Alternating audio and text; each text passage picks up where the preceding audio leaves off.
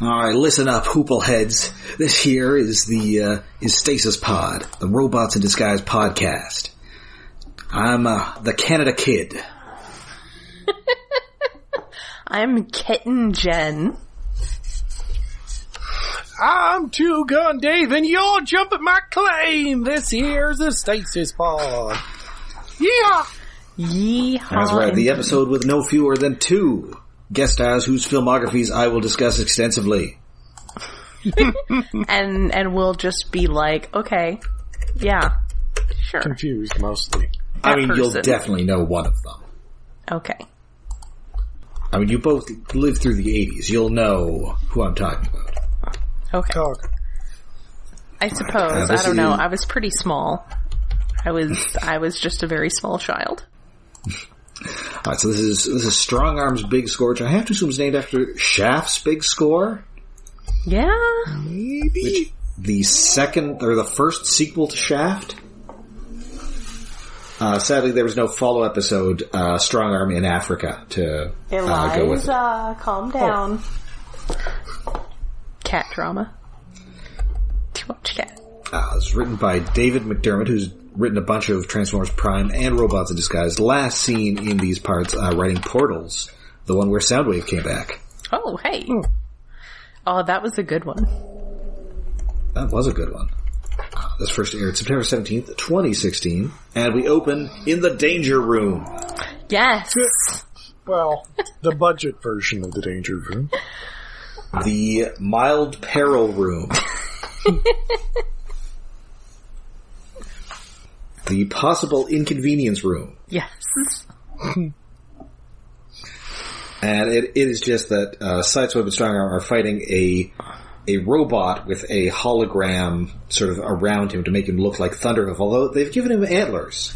Yeah. Yeah, it's kind of a neat drone-looking thing that's like, why didn't we get a repaint toy of this? Why didn't we get toys of a lot of things from this show? Well, yeah, but at least in this case, they already had the molds laying around. And also, he kind of looks like that training robot that Hot Rod's using in the movie. A little bit. A little bit, yeah, with the visor. Time out, time out, time out! Yeah, they could have just, in the toy line, said, oh, it's an Auto Trooper Tractor. Sure, give him a name. Rakehead, I don't know. But, and during the course of this fight, things get a little out of control. Especially when it throws a vintage refrigerator at them, which is specifically a 1953 Finkelman Frosty Boy. Which is that a real one? No. I don't believe any refrigerator has ever been called the Frosty Boy. Oh, that should be. I don't know. I would not be surprised. I think that's what they call refrigerators on Tumblr these days. When Denny is upset about it, they point out that they have to break his stuff for realism. Yes. Yes, who would win? Well, vegetable spoilage or one Frosty Boy?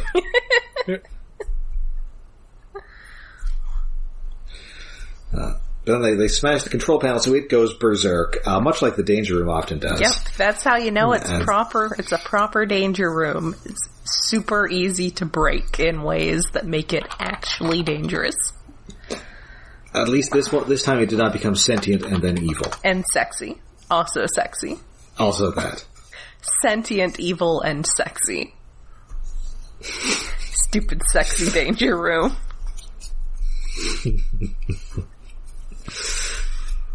So luckily, Sideswipe kicks its head right off. Yep. Takes care of it.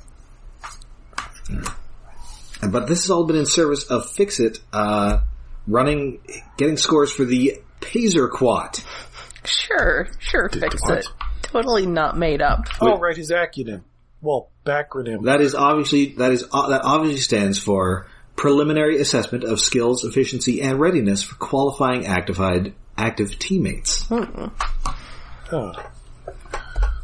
Just made me think of Paraquat, which was a herbicide the U.S. government used to use to kill marijuana. Yeah, I still occasionally see, class action lawsuit ads mentioning that. I most remember it because in The Big Lebowski, the dude calls Jeffrey Lebowski a human paraquat. That's fair. It is hard to find old refrigerator types, because I keep tripping over, like, retro-styled refrigerators, which looks cool, and just reminds me of the refrigerator I used to have in the basement as a kid. But apparently there's an Italian brand called Smeg. Yes! They still sell stuff. You go on Amazon and you can buy, like, a $500 toaster from them. Yeah, our toaster is a Smeg. There's a Smeg across it in big letters, big retro letters. I mean, clearly they have not watched Red Dwarf. Red Dwarf. Yeah. Yeah, like that's all I think about is a robot saying "Smee." I need to watch Red Dwarf again, and yet I don't really want to watch the newer Red Dwarf because it seems to have gone weird. Also, it took like decades between seasons. Yeah, I assume they have to explain why everybody's so old now. Probably, some of them don't seem to have aged that well. Like the guy that played Cat doesn't look that bad. Maybe they just don't explain. Well, I mean, that's the thing. I mean, he can get older, and like the Craig Charles guy can get older, but the hologram, that's a little more concerning. Yeah, holograms are not really. And the robot at least should cover up with makeup, so that could kind of work. Yeah, you can just put a ton of makeup on him. Yeah, but the old white British guy who played the hologram, yeah, he probably looks like shit.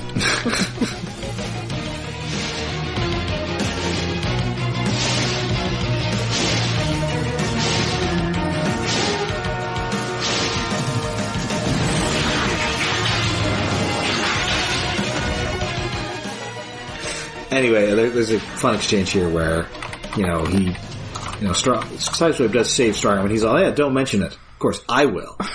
Like a couple times a day. She did not go, eh. Well, she's about to, because the Passerquat scores are out. Yeah. Drift gets 100 out of 125. Oh, he is burning inside. He's keeping it inside, yes. But you can tell that hearing that 100 was out of 120 is destroying him. Yes. Bumblebee, 106. Sideswipe, 95. Grimlock, surprisingly, a 93. Not bad, not bad. And Strongarm, of course, assumes, you don't have to tell everybody, I know I got the highest score. You got an 89, Strongarm. Oh, speaking of killing her inside. Oh. I mean, the thing is, there'd be no episode for Drift reacting to his score, but he's just going to go and brood about this for a while. He's just going to be angry about it, like, quietly somewhere, and not cause trouble. Yes, but of course, Strongarm is desperate to prove herself in all occasions, and especially now. Yes. Drift will probably go off and convince himself that the test is faulty, and that's why he did not get a perfect score. Yes. But no, Strongarm must be perfect. Killing her. Yeah. Tearing her up inside. She's not okay. Yeah, crawling in her skin, these wounds, they will not heal. There's absolutely an eye twitch that happens. And of course, Drift reminds us that the last episode happened, so Paralon is still out there. But they can't find him, so they're going to look for all previous sites of Cybertronian artifacts that they might be looking for. Yeah, that's a lot of places. Yeah, so they're going to have to split up. So Strongarm offers, she's willing to take a solo mission, but she also wants to take along Fixit so he can improve her score. Of course, Fixit, he doesn't leave the base, he's too valuable, but hey, Denny and Russell are on the case. They are going to be the new Fixits. Also, they are disappointed that they don't even get scores at all because the scoring is based on Cybertronian criteria. Yes, human assistance cannot be quantified. Yes. That's because which is, I think, also how a lot of Transformers fans feel about human characters. They don't count. Not important. So they're going to go. Fixit is in the driver's seat here in, once again, hilarious disguise. Yes. Oh yes, his human disguise with hair and a hat, and glasses, which it's so unsettling in a weird way. I don't know why. I like that he puts on the disguise, but he doesn't sit in the driver's seat. Yeah. So this is still a vehicle that's driving itself with this human question mark inside. Isn't he? He wears a disguise to look like human guys, but he's not a man. He's a Fixit bot. He's a mini-con. And of course, where are they driving to? They're driving to Mount St. Hilary. Yay! Yes, the heck? Bum, bum, bum, bum, bum. We're now tying into G1 now.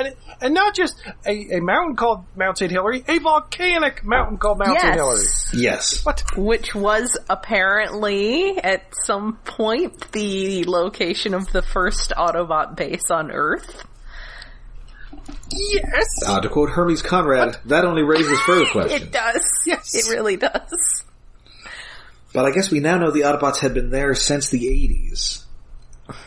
So I guess maybe their government base wasn't the first place they had. I don't know. I was pretty sure that we started off Prime with them, arriving on Earth for the first time. Well, no, because they already had that base. That was RC and Cliffjumper getting on Earth for the first time. Okay, and the others were already there. But I think the others had been there for a while that, they had a pre-existing relationship with Agent Fowler and so forth. I suppose that sounds accurate. It's been a while. There's enough leeway in there that we can fudge. Yes. And the fact that there's so much Cybertronian junk dumped on Earth. There is also that. They weren't the first ones there. It's just that we'd assumed that they weren't really inhabiting the planet for that long. Yes. But apparently not. So they get there, but surprisingly, it is being redeveloped into a subdivision. Star Visitor Estates. This has big, trying to sell condos near Area 51 energy, too. Oh my god, the design... I mean, I know they're not actually finished apartment buildings, but the designs are so brutalist, it's unsettling. Yes. These white blocks of horror with weird shelves jutting out. They do kind of feel like the whole, mixed-use development that everyone is obsessed with for the last, 10 years, where the ground floor is some Taco Bell and it's got luxury apartments over it. Honestly, I'm still a little salty that back in Columbus there was a Taco Bell by campus that had basically never been renovated since the 90s, and then they just ended up tearing it down to put in one of those mixed-use blocks, and they just put the Taco Bell on the ground floor. Except it was a boring new Taco Bell and didn't have any teal in it at all. It's not as bad as a suburb designed with nothing but suburbs and no bars or restaurants anywhere around it because it's a suburban nightmare, but they're really fucking ugly looking apartments. Well, I think this place is going to be very popular. The Sportos, the Motorheads, the Geeks, the Sluts, the Bloods, the Wastoids, the Dweebies, and the Dickheads. They'll all adore it. They think it's a righteous place. And the Sweeps, the Creeps, and the Bleeps. Well, that doesn't seem to be who they're trying to sell it to. They seem to be trying to sell it to, a young couple. And do you know who is trying to sell it? Who is trying to sell it? This is a realtor voiced by Edie McClurg. Uh-huh. Okay. She's the secretary in Ferris Bueller. She is she's the car rental clerk who gets cursed out by Steve Martin, Planes, Trains, and Automobiles. Oh, wow. She is in Elvira, Mistress of the Dark. Yeah, she's very much, hey, that lady! Yes. That's a deep cut. She's in a ton of stuff. Always playing some sort of goofy red-headed Midwestern. I think she was designed to look like Edie McClurg, this character. Mm-hmm. Yeah. She's very much the nosy next-door neighbor from everything. Very much so. I mean, that's basically what she does in Elvira, Mistress of the Dark. Oh, she's also one of the students in Carrie. Oh. Oh, she has a surprising amount of voice work. I did not realize that. She's in a zillion things. I knew she was in a lot of live action shit. I just didn't realize dubbing. Oh yeah, no, she was on Bobby's World. She's in The Secret of Nim. Ooh. She is apparently in the American dub of Kiki's Delivery Service. Well, a lot of weird people are in that one. That's like a surprisingly really good dub. A couple of Cheech and Chong movies. Oh, okay. Apparently in an episode of Regular Show. Yeah, I mean, she's still around. Yeah. Wait, the Corsican brothers? Oh, I've seen that Cheech and Chong movie. That was confusing. Anyway. Yeah, no, Edie McClure, she's in everything. She's always a hoot. Yeah. And she's funny in this as well. Yes. Very much trying to downplay the fact that there are definitely no aliens here. Yeah, like I said, big trying to sell condos by Area 51 kind of energy here. Yes. Apparently, whatever the Autobots were up to here previously was sort of rumored and hinted at and conspiracy theoried. Mm-hmm. The fun kind of conspiracy theories, like the Chupacabra. Yes. And of course, the whole time Strongarm is very unnerved by the fact that Fixit is all like, interesting, every time she does something. He is like she's taking her driver's test or something. Oh, yes! He is the opposite of helping. Like, every time she starts talking about, like, what decision, what action she's going to take, or whether she's going to do this or that, he's like, interesting. He's making things so much worse. So yeah, they get there, they get into this base, and they find that somebody has been digging new tunnels, some sort of Cybertronian. Mm-hmm. And that this is something you should probably be careful of in a volcano. Yes, even though it is a dormant volcano. Presumably, it's still, modeled to some degree after Mount St. Helens, and therefore, erupted 40 years ago, which is in somewhat recent memory, and pretty recent as far as volcanic activity goes. So, maybe be careful where you're digging. Yes. And pretty soon they do indeed run into a Decepticon mini-con pairing again. Yay! And look out, y'all, it's Scatterspike, who is a porcupine cowgirl. Yes! Yeah. She looks, her model appears to be very close to Quillfire. Oh yeah, it's a modified, and her toy was a redeco of him. So she actually got a toy. She did get a toy. I never found it. Unlike some, but I don't remember if I ever found. I remember I found Quillfire. I don't know if I ever saw her.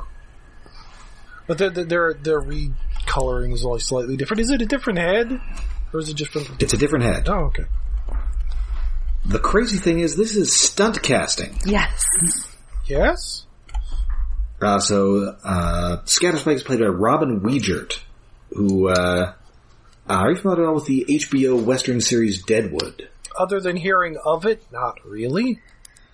It was an amazingly profane, show about the frontier in Deadwood, in the Old West, and the most profane character on it was Calamity Jane, played with this exact same voice by Robin Wiegert. Oh. Sadly, no opportunity to drop F-bombs here, but... And I have to assume this is deliberate, because almost every other role she's played, she hasn't really done a lot of voice acting, and almost every other role she played is some sort of urban lesbian professional. Okay. Well, she's Carrie Ann Moss's wife on that first season of Jessica Jones. Oh, right. Forgot. She's a lawyer on Sons of Anarchy. Soon after her ex-wife. Exact. Well, ex-wife in the sense that her head gets acquainted with a glass coffee table. Well, yes. So yeah, super weird casting here. Definitely not something that the target audience would be at all familiar with. It's the voice. No. voice director must just like Deadwood. Maybe I should watch that if I run out of all the million other things that I need to be catching up with.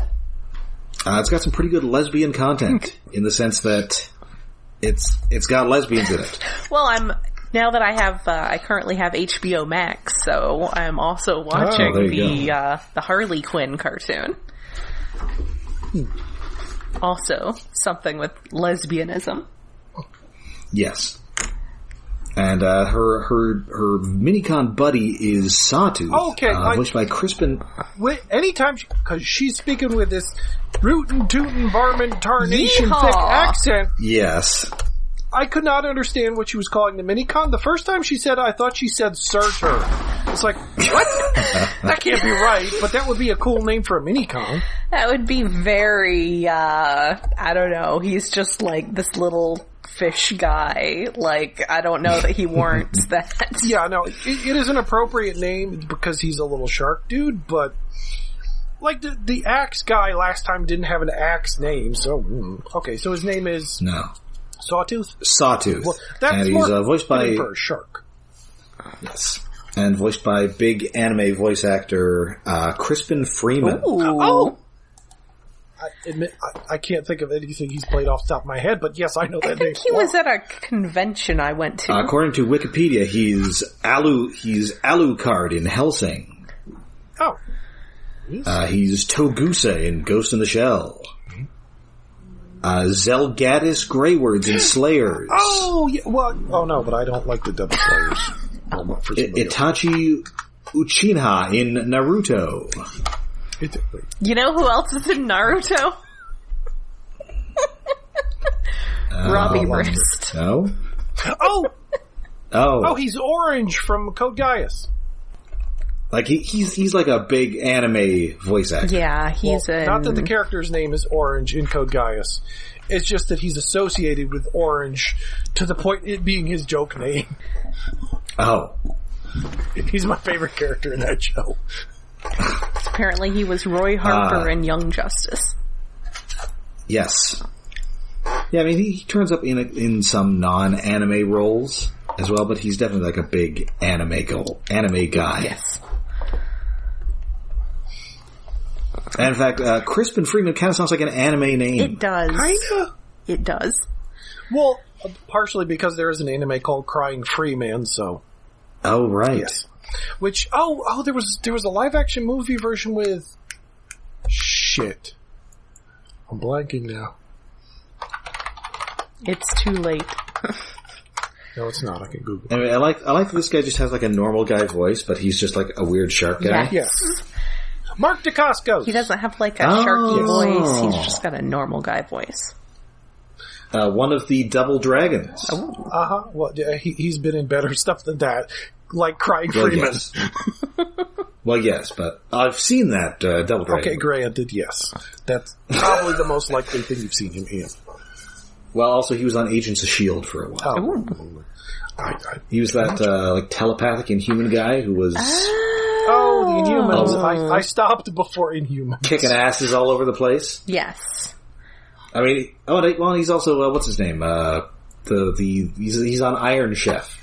Oh, yeah, he's the replacement for the Japanese guy. Wow, I used to know a lot about Iron Chef, and I've forgotten so much. I used to watch the dub on... Was that the Cooking Channel, or was that PBS? I love that show, but that was decades ago at this point. Anyway. Yes, so Scatterspike, we haven't really had a good cowboy villain since Quickstrike. It's true.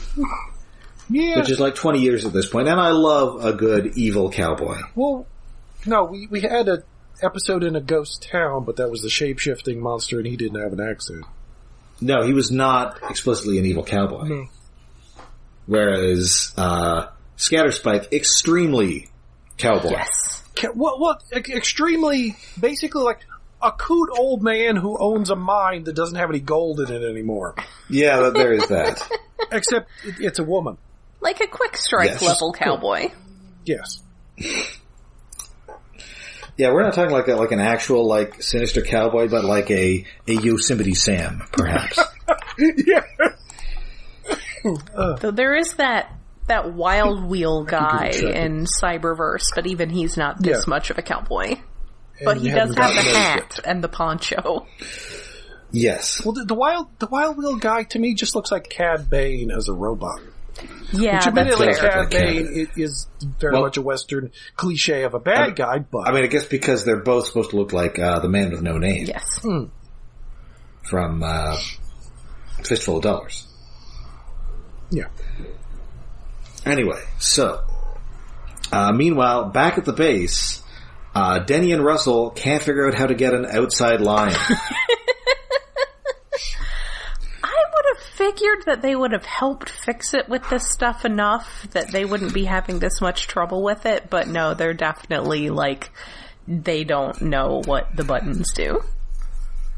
No, it's a real how do I shot red kind of moment. Well, yeah, I mean, they've done it in previous episodes, but also the base has been attacked a couple times, and since they've gotten the ground bridge, everything's probably been rewired. They're trying to badly. figure Well, out also- which one is the any key.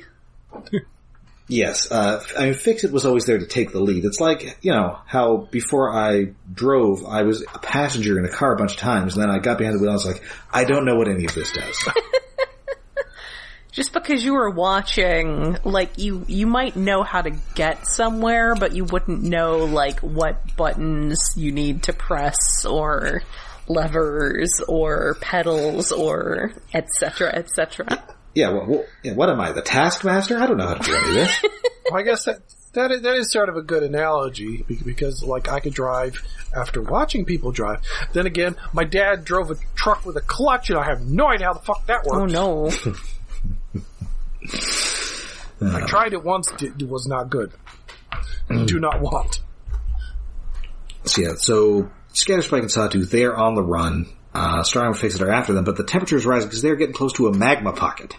Yep, again, be careful tunneling around a volcano.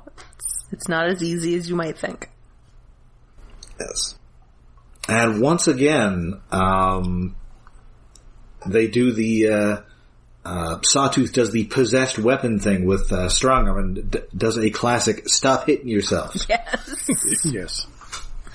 Yeah, these minicons once again have the special abilities of taking over their hosts, so definitely very interested in seeing what's going on with that, because I love me some powerful minicons. And apparently nobody told Strongarm this, because she seems very surprised at this. Well, maybe if she paid attention to these details, she'd be getting a better score. Yeah, I mean, at Well, this point, it happened to Sideswipe, and he probably didn't explain it well. This is true. At this point, you just have to tell them, listen, if you are fighting somebody and your hands are not occupied by a weapon, please keep them in your pockets or on your genitals. At the very least, make a closed fist. Yeah. Where do robot keep genitals? Do we need to go into that discussion? I don't think so. It's like in Star Trek 6, they're in their knees. Oh, okay. Actually, no, we do, I mean, don't forget that in Beast Wars, we straight up see, multiple people get hit in the junk and react as if a person was getting hit in the junk. If they got hit in the they're junk. Semi-organic, so it's different. I mean, that definitely happens to Waspinator. And I want to say where do it happens. wasps keep their junk? Well, he would be a drone, so he wouldn't really have any that work. Yeah, so... weird. Try not to think about it too hard.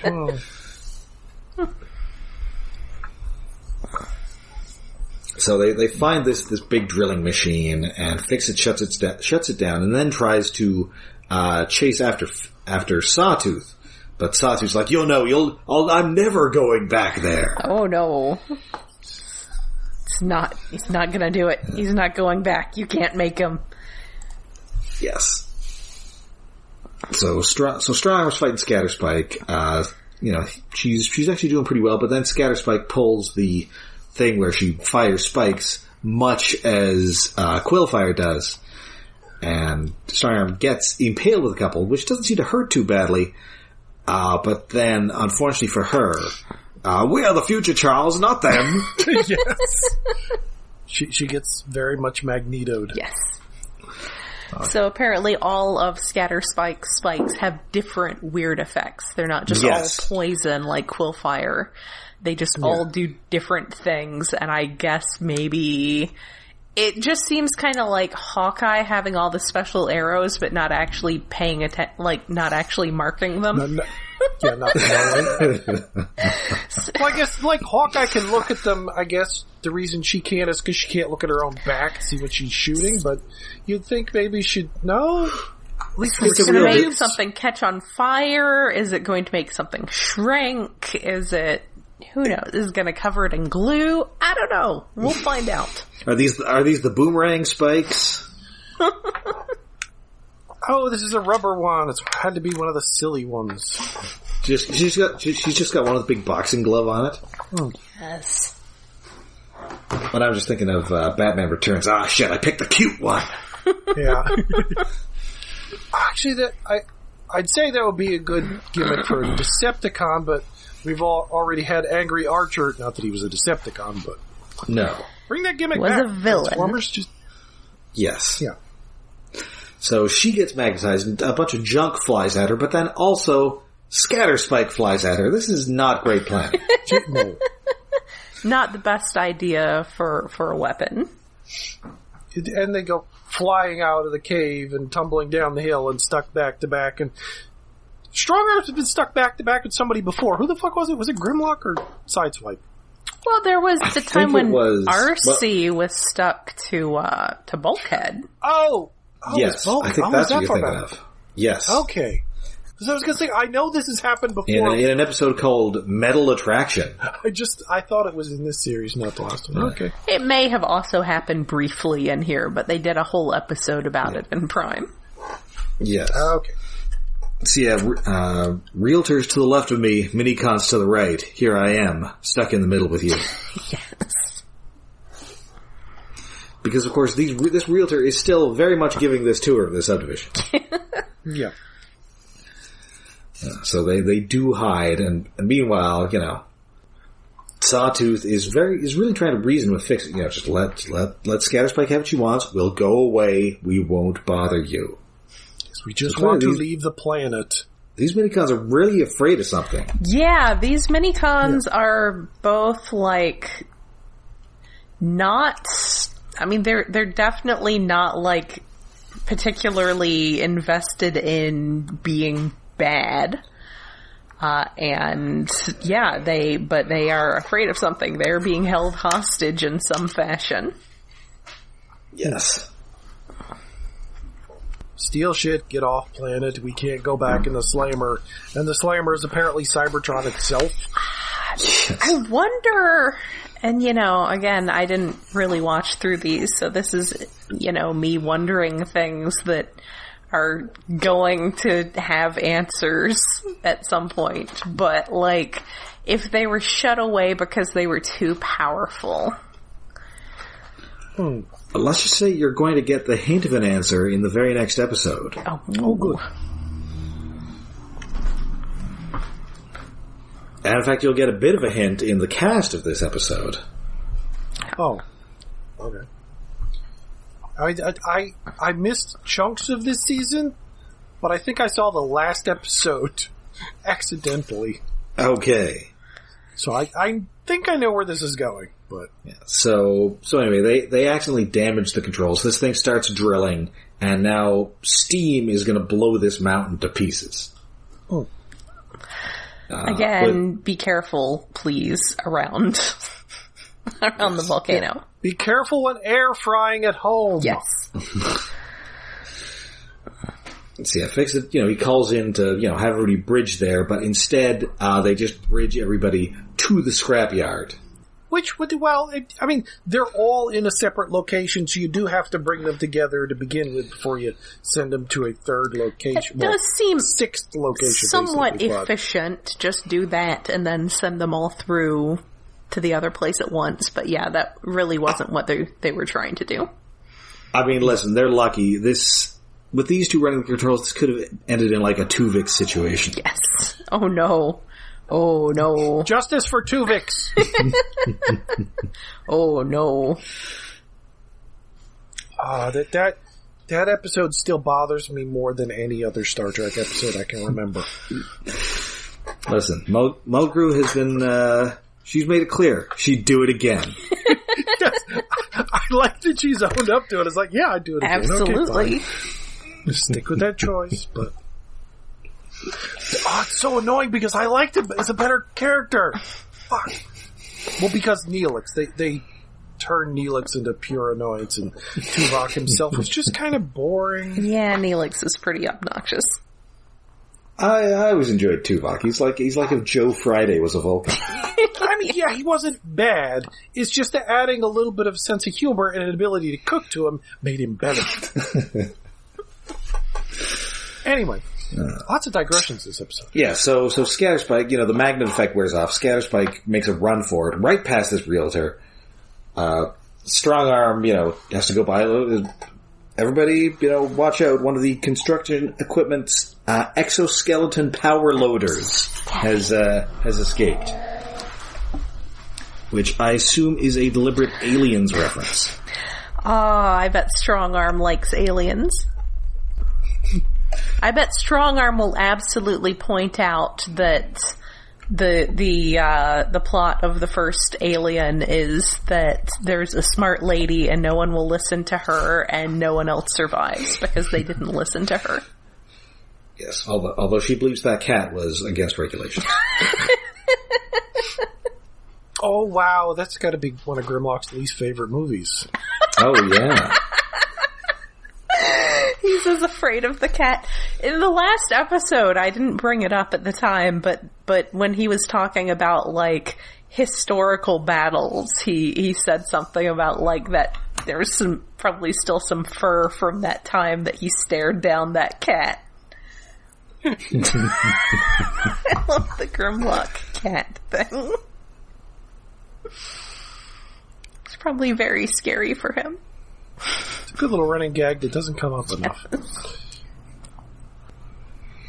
All right. So she somehow fools these people, again, probably because one of them is Edie McClurg. Yes. And, who does at one point call someone a galoot. Yes. Oh, yeah. So Strongarm does tackle, and she knocks out Scatterspike, puts her in some stasis cuffs, and then, since Fixit is trapped inside this cave now, follows his instructions and punches a bunch of holes in the ground, releasing giant geysers of steam and averting disaster. Letting off that pressure. That volcanic pressure. However, so she gets Fixit out of there, Sawtooth has escaped, and he's also apparently freed Scatterspike, so they leave empty-handed. So, now Strongarm thinks, now my score's gonna be even worse. But Fixit says, you did stop a volcano from exploding.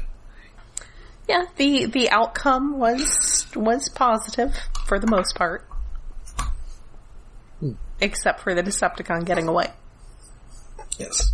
So we cut now to the scavenger ship and their dun, dun, dun. and their leader, the green crab Clawtrap. Yes, he is a less silly Clampdown.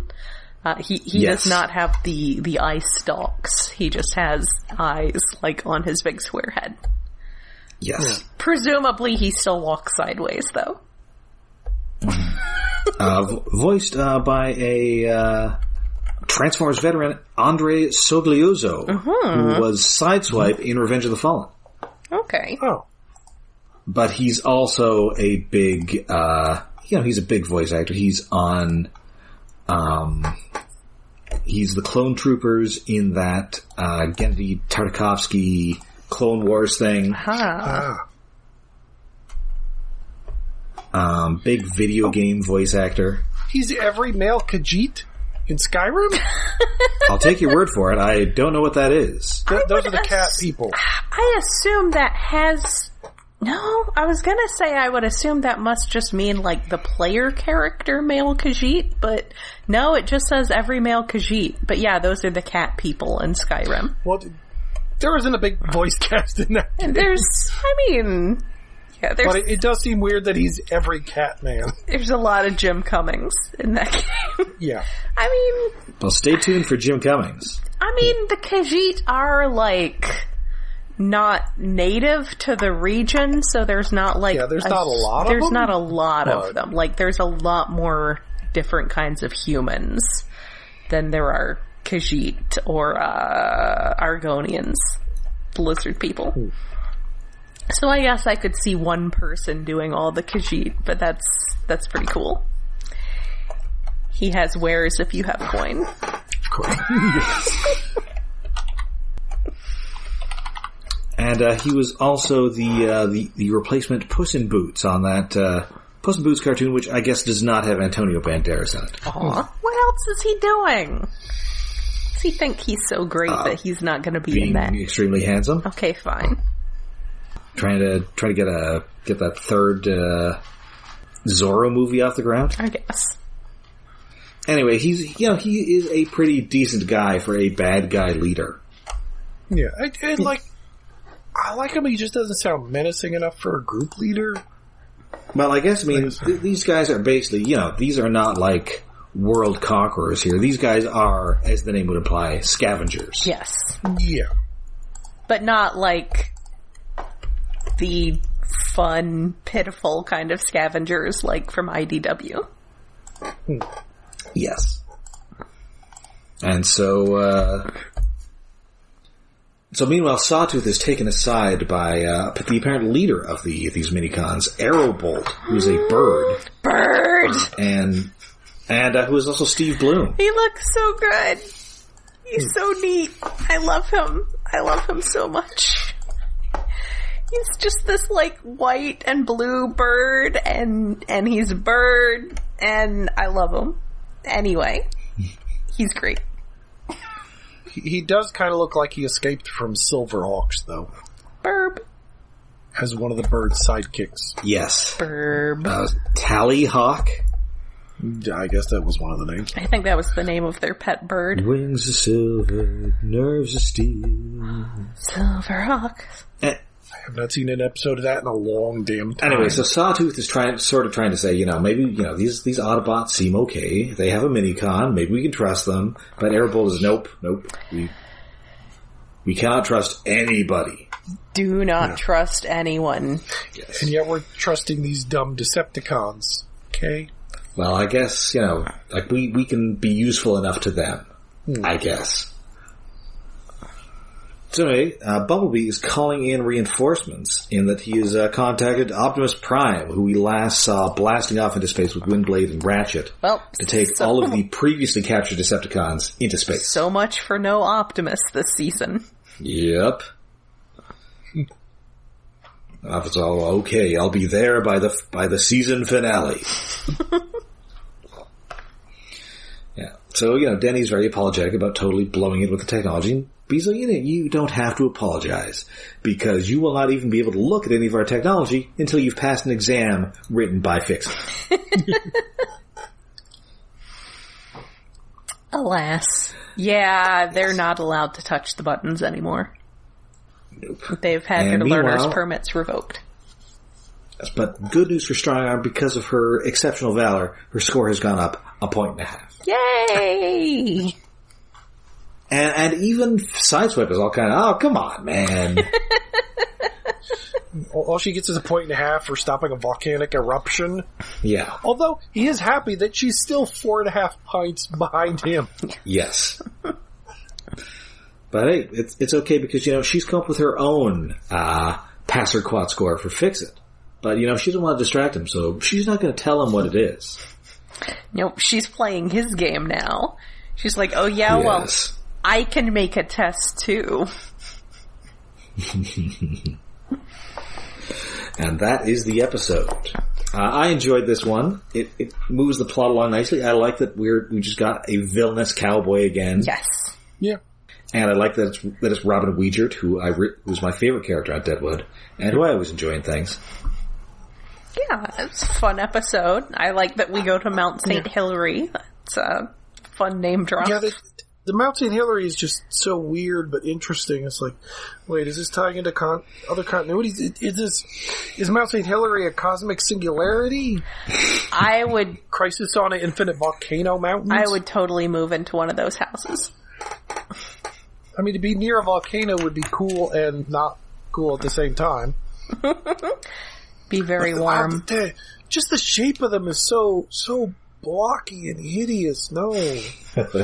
The interiors would have to be really cool. I still think that they just look like...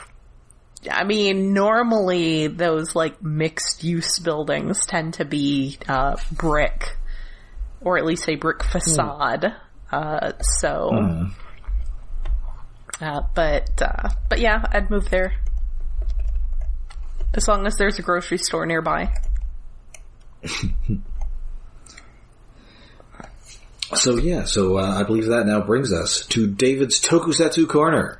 Yes, this week on Gosei Sentai, Die Ranger, the Demon Fist falls in the setting sun. Ooh, dramatic. And my throat is rough again. Jin, the Demon Fist puncher guy that dresses kind of like he's from Fist of the North Star, is back. And he's the actor from various other Sentai shows, usually playing a villain. So it's cool. Meanwhile, but he's locked in like a jail because last time he was captured by what's his name? Zydos, the stupid, what's the Lorne from Superman? The big dumb one? Bizarro? No, the big dumb Kryptonian from the Superman movie, too. The movie, okay. That's Rob's department. Is it Jax or is that what they called him on the... Oh, Non. Okay. I knew it was a really simple, like, one syllable thing, yes. He's the equivalent of that, although he's verbal. Zydos, the one Gorma Cenobite, who's the dumb one of the group. Anyway, he locked Jin in a jail, but Jin escapes, runs away, which apparently is against plan. It's like, why were you locking him up in the first place after knocking him out? Anyway, the Rangers are playing baseball, which made me think, wait, is this an X-Men episode? It's Twilight. It's a Twilight movie. What happens to so many things? I'd rather think of it as X-Men than Twilight. Because they're not using their superpowers, although no, the X-Men do use their superpowers when they play baseball. Why the fuck aren't the Power Rangers doing it? But okay, anyway, Red goes to catch a fly ball because he was daydreaming, and then he finds Jin collapsed in the woods. Takes him to his own house, which is like, I think this is the second time we've seen a house of any of the Rangers, other than, like, the Pink is the only one we saw, because there was an old man, and then Ko, the White Ranger, living there for a while. I think this is only the second Ranger we've seen who has a home, which seems weird. But then I think it's like, how often did we see the homes of Sentai and Ranger, Power Rangers, maybe it shows, I don't watch enough, but it's just an odd concept. It's like, they're homeless, but they do have homes, but what? Anyway, that's existential rambling. The Rangers are like, what the fuck? Why do you have Jin in your home? And he's like, I found him. He was lost and injured like a puppy. I'm going to wean him back to health. And they're like, okay, whatever, man. Okay, sure. Meanwhile, there's what looks like a skeleton horse wandering around at night killing people on park benches, but apparently is a hungry wolf demon. Sure. Okay. But like the head looks more like a horse. Wait, can I find a picture of it? Oh, my throat is drying out. No, don't try out. No, of course I can't find it. Oh my goodness. Why? I'm a baby torty magnet tonight. Fuck it. Sorry. Anyway, it's okay. I'm being easily distracted anyway. This monster that we drinks blood. Cut back to Jin in the Red Ranger's apartment, he's like trying to give him pudding or porridge and stuff, and he's like, no, angry, no, why do you have me here? Why are you helping me? It's like, well, because you're the Vegeta and I'm the Goku. I have to. That's my job. It's my role here. I have to be nice to you even though you're covered with weird scars and you have a metal arm and all kinds of shit. Anyway, in a twist I didn't actually see coming and yet it's so obvious. Jin is the blood beast skeleton monster thing. It's like, wait, what? Dun dun dun. Or that monster's inside of him? It's slightly confusing because later in the episode, they split apart, and I missed how that happened. I thought, like, he was a were-monster. Apparently the monster was inside his blood or some shit. The monster was inside of him all along. Yeah.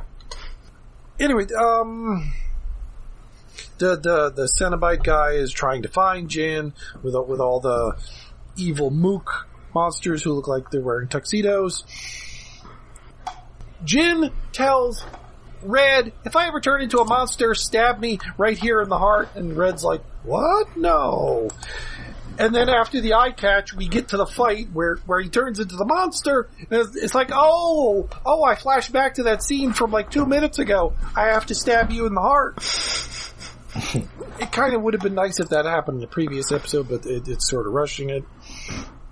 Anyway, so the Rangers are fighting him because he's a were-monster who turns into the thing, but then Zydos shows up and it's like, fuck you, after he gets stabbed and then like electrocutes Jin, and then there's an explosion, and I think in this explosion is where the were-beast comes out, the bone monster comes out. But I missed how it happened, or it was like I don't think I was taking notes at that point. I think I was watching the screen, but it must have been like a really short 2-second cut or something. You were just busy going like, what? It was a cool explosion. I was distracted by that, I guess. I like a cool explosion. Jin then goes to fight Zydos, the stupid one of the Gorma trio, while the Rangers are fighting the Bone Beasts. And I guess, first Red and Jin are like back to back fighting against all the little minion mooks, and it's like, that's kind of cool. Fighting cross things. Wait. Oh, the Rangers kill the wolf monster. It doesn't grow big, which is like, oh, no giant monster fight. And I guess Jin kicks Zydos' ass and he leaves. Again, lots of stuff happening that it feels like there's a couple of scenes missing or shot was way too quick that I missed it.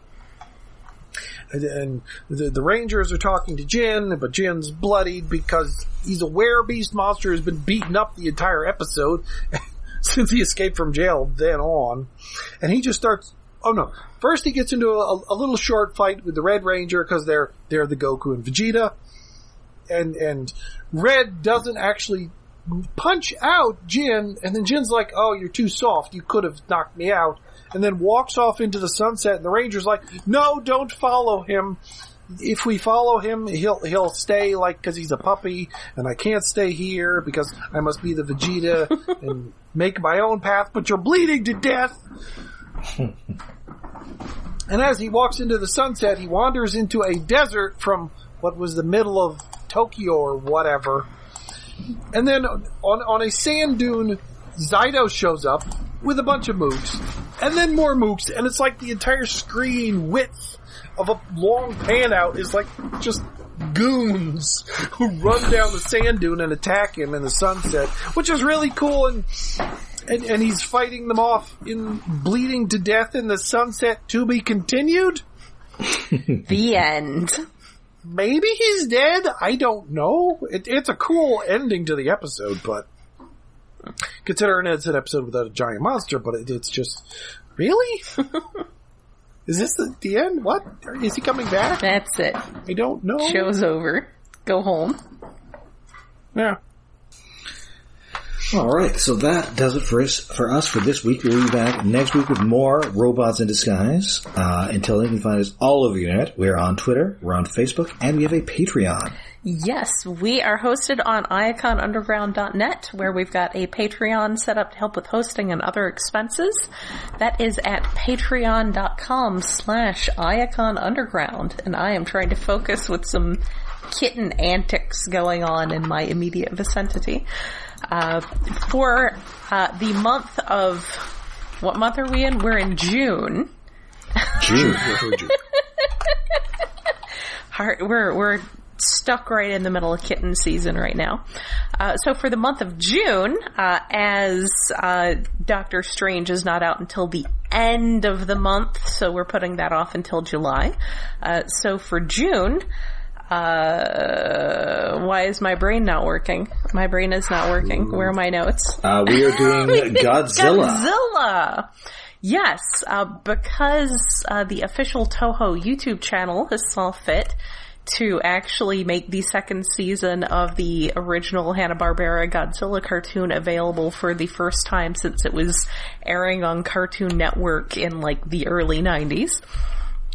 We have decided to watch an episode of that with a Canadian island to do a little service to Rob about a great big sort of Cobra inspired, it still makes me think of that Haxor Pokemon thing. But yes, we are watching an episode of the original Hanna-Barbera Godzilla cartoon with Godzuki and a child who narrates far more of the action than is at all necessary.